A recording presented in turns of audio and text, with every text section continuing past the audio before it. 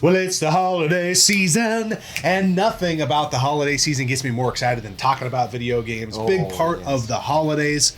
We left off on a mini-series, our most expensive games in our collection. Today, we've landed on the PlayStation 2. Again, if you haven't been following this series, this is not a way for us to brag and say, oh, shit, look what we have. Honestly, the PS2 is one of the most affordable consoles to collect for, but there are some expensive bangers on the console. And a lot of our list is going to be big box stuff. Yeah. Because we have a subgenre of stuff, and we'll get to that when we jump into the list. But then the rest of it's like survival horror and stuff like that, because those games are very expensive. Yeah. But the PS2 is super cheap to collect for, so if you're trying to collect, don't let this video scare you. Yeah. There are still amazing cheap games on the PS2. But let's jump into our list, because we got some bangers to talk about.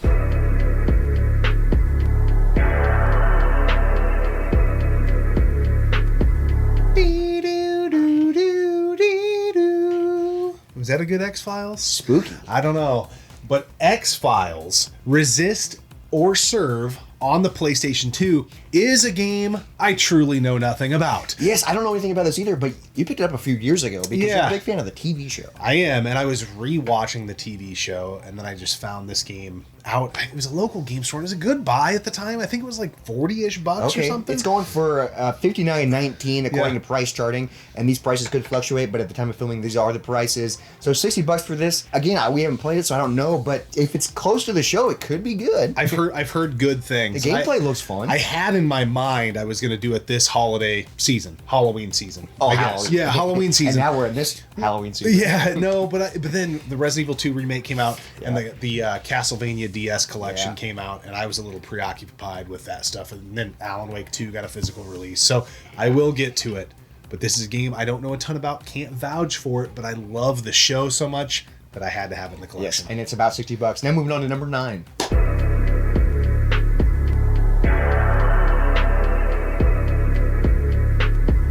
Number 9, the first big box we're going to talk about today, and that is the Time Crisis Zone Gun Bundle box. Oh, yeah. It's a big box. It's beautiful. Time Crisis, one of the most iconic light gun series. Time Crisis Crisis Zone, I believe, is a PS2 exclusive. This game comes with one gun, so that's why it's kind of expensive. This comes in at around $70, $72.49. It's a little pricey, but if you're into light gun games, the PS2 is one of the best light gun machines, and the GunCon 2, which is what the gun is one of the... Yeah. You plug it in, you don't even have to calibrate. It's that accurate. Yeah, if you're using a CRT. Yeah, they are dialed, and this is a game we know a lot about. Yes, if you're a fan of the Time Crisis series, it's kind of like, for me, like, I don't know, pick your poison. When you're looking at Time Crisis 1, 2, 3, and this game, they're all good. They're all good, mm-hmm. but they all kind of do blur together when you play them a ton, because it's the same type of duck mechanics, but they're all super fun. Yeah. You know what I mean? So this game is great. It's a true joy.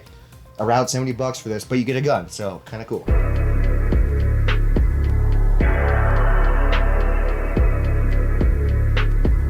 Next on the list, Time Crisis again, but this time it's Time Crisis 3, the one gun bundle variant. Yes. That's important to remember. Yes, because we might talk about it later in the list. Yeah. But yeah, this game comes with one gun. This is coming in at almost $80, $78.94 for this. But again, like we mentioned, Time Crisis is an amazing series. The GunCon is phenomenal. I don't know what these retailed at when they first came out, but I feel like it's got to be...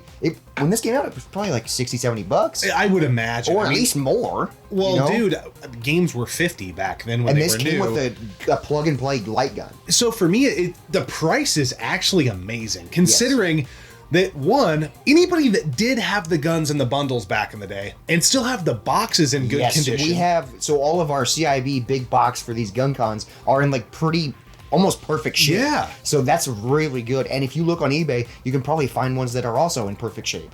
So it's really fun. So not only are the guns like not beat to shit, the boxes are in good condition for it to be considered complete in box.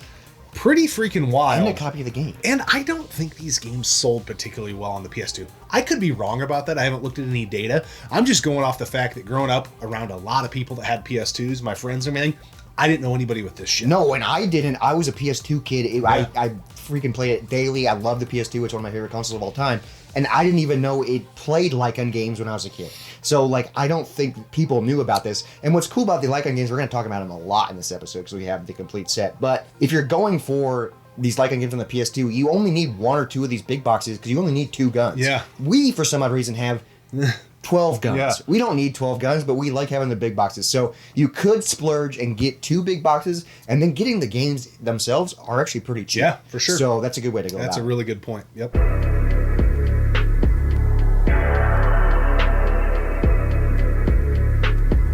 Next on the list is another big box. Hey. I mean, these are the most expensive games in our collection. Yeah, Okay, yeah. so we're going to talk about it. And that is the Ninja Assault Gun Bundle Package. Comes in at $80.70. So not too bad because you get a gun, you get Ninja Assault, and Ninja Assault is super fun if you like light gun games. It reminds me a little bit of House of the Dead, but it's ninjas instead of zombies. Yeah. And they're like doing flips and coming at you, throwing stars at you. It's a really good light gun game, and it's really fun. Well, and it's got that nice layer of light gun cheese melted on top. Yes, it's a Namco game. Yeah, so the voice acting yeah. is just a little But funky. House of the Dead's one of my favorites, and that's just all cheese. So this is like, it's just right up there. Yeah, it's so good. In all of these Namco light gun games, just play so amazing. It's really hard to like pick a favorite. It's almost like the one that makes you laugh more. Yeah, they all Yeah. all of the light gun games on the PS2, at least the big box ones. There's a few other light gun games that we're not going to talk about in this episode. We had a whole episode on that. But all the big box games play amazingly. Like they are just dialed in. Yeah. So if you're a fan of light gun games, you got to check these games out. Yeah.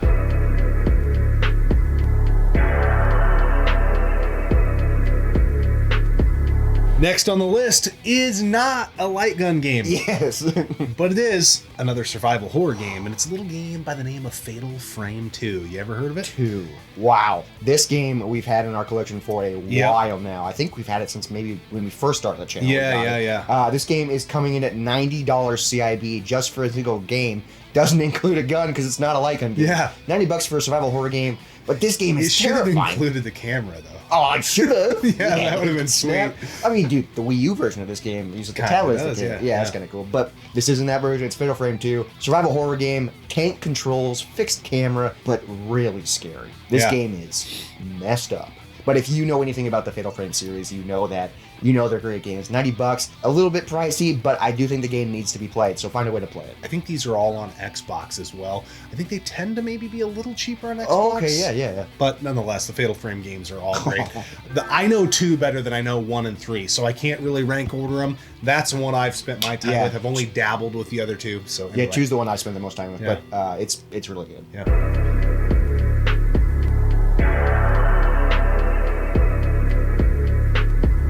Back to the light gun games. Bang bang!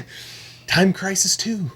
Big box light gun bundle. Yes, I know it's kind of a common theme here, but we can't help it. This is our collection. Yeah, this is our collection. This is what we own. This is pushing $100. This is $94.98 according to price charting. CIB, you get the gun and you get Time Crisis 2. What else can we say? Yeah. Because we've been talking about light gun games like Yeah. crazy. But again, Time Crisis, amazing in the arcade. Time Crisis 2, amazing in the arcade. You can play it at home Yep. with the gun. It is so freaking fun, so dialed in. I can't say enough good things about the Gun Con 2. It is one of the best light guns ever made. And this isn't a light gun episode, but we're talking about it a lot. Feels so good in the hand. Oh yeah, the weight is good. The weight, it's so good. Dialed.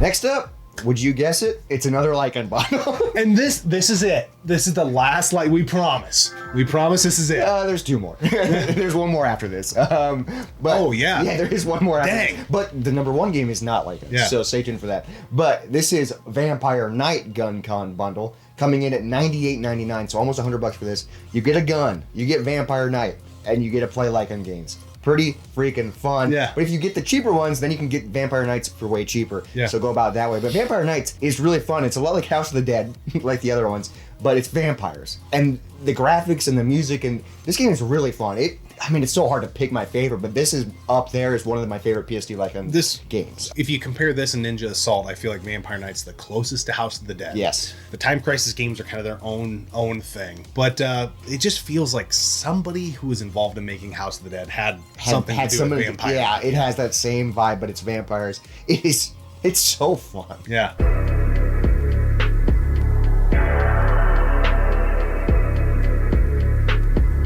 I lied to you on the last one. I'm sorry. I thought that was it for the light gun games, but moving on to the number 3 most expensive game on our list is a game that was already on our list, but it's a different variant. Yes, we have both variants. It's the Time Crisis 3 2-gun bundle, and I don't even know why we have both of these. Why? Because we went for the subset, so we have all of them. They're all stacked over there. Yeah. But we have the same bundle, but this one comes with 2 guns. Yeah. So if you're looking to get into light gun games, maybe buy this one, so then you get the 2 guns. It might be cheaper. This is, though, $120, $119.99. But then you could go disc only or CIB for the rest of them without the guns. Yeah. Comes with Time Crisis 3. So we have 2 copies of Time Crisis 3.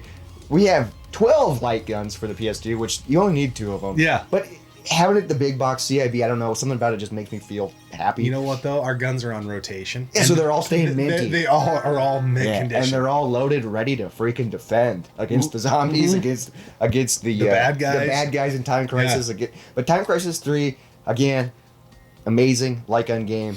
I love the duck and cover feature in that game, because when you duck, you also reload. Like, that's such a fun element in light gun games, you know, and especially at the arcade, we have the foot pedal, and this, it's just the bottom of your gun. Yeah. But still, incredible. $120 though for 2 guns in a game.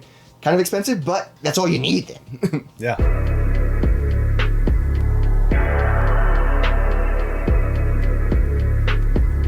We got 2 games left, and I'm going to tell you right now, the last 2 are not light gun related, so don't worry.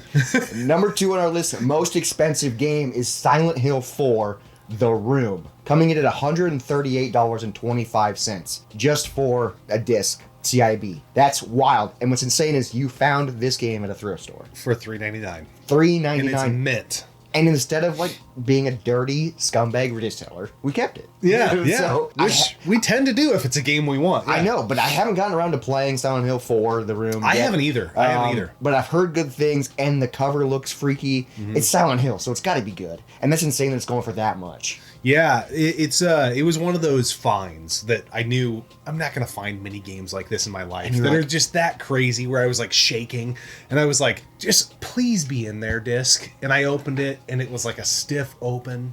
I've told the story before on the channel, but nonetheless, manual's flawless. Silent Hill 4, The Room, number 2 most expensive game in our collection, and it was just a gift from the hunting gods.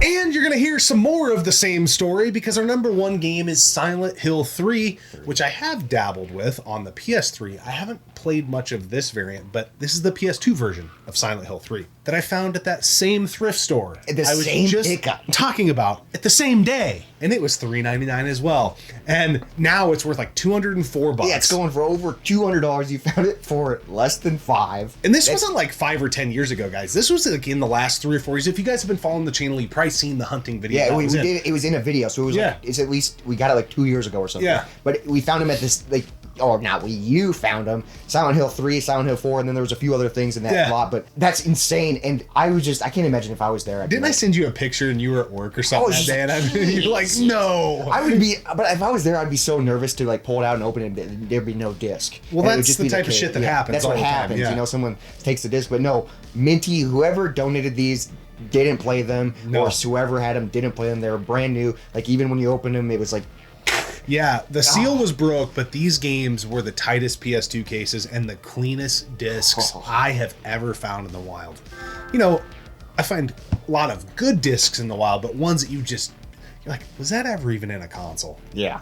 That was the type of disc. And that's our number 1 and number 2 most expensive games. Yeah. That's so insane. So it's a lot of survival horror, a lot of light guns, but what's so wild is our PS2 collection, we have over 160 games. Yeah. That's a lot of games, and a lot of them are low-hanging fruit. But just the 10 we talked about today, I know a lot of them were big box light gun bundles, but just the 10 we talked about today are worth over $1,000. $1,037.53 if you add it all together. That's insane. A lot of it we probably don't need. You probably don't need, because you don't need all the big boxes. But it's cool to have. Yeah, it sure is. And I think you put it so beautifully at the beginning of the episode. Do not let this stress you guys out and say, oh, I'll never be able to collect for the PS2 is one of the best consoles to collect for from a price perspective right now. 160 games, and our most expensive is only $200. You fall all the way down to our 10th most expensive. It's $59.19. So everything else, the 150 more games are less than that. Under $59.19. And dude, I don't know how many more we even have that are above 40. Yeah. You get down to 30 and below. Like $15 to $20 games. Yeah. And they're you could even get games less than $10 in their hammers. And that's a whole nother series and a whole nother thing where Oh yeah. Yeah, but like the PS2 is amazing to collect for. I'm still playing it today in 2024 slash 2025 because it's almost 2025 already. But it's like, it's such an amazing console. It is, man. I love it. I play it. It's still to this day right up there with the NES of the most played console in this game room. There are a few things going on that we may talk about in another episode that has me playing, oddly enough, the N64 a little bit more, but that's for another time. But you know what's not for another time? Is let's talk about this beer. Oh wow, yeah, beer reviews are back. I was trying to do the way you used to do the transitions, which didn't make any sense, but were always funny. You tried. Yeah. Today we're drinking the Galaxy Dry Hopped Pseudo Sue Pale Ale by Toppling Goliath. So Toppling Goliath is one of my favorite breweries. They're from Decorah, Iowa. We're from Des Moines, Iowa, so they're a local brewery, kind of, couple hours. And Pseudo Sue is like their flagship IPA. Yep. Or it's like, I think it's a pale ale or whatever. But this is a variant on that, the Galaxy Dry Hopped. On the back it says, forged from the raw elements of the universe.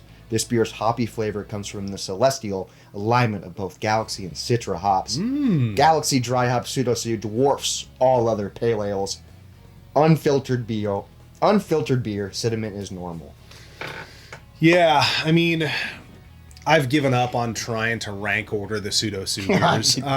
There's so many variants. Yeah, there are. I still, just for me, I do know what my favorite one is, which is King Sue. King Sue is one of the best, but that's not even a variant of Pseudo Sue. That's just like the upgrade. Yeah, but this is definitely anything Pseudo Sue related from Toppling Goliath is going to be top shelf pale ale quality across the board.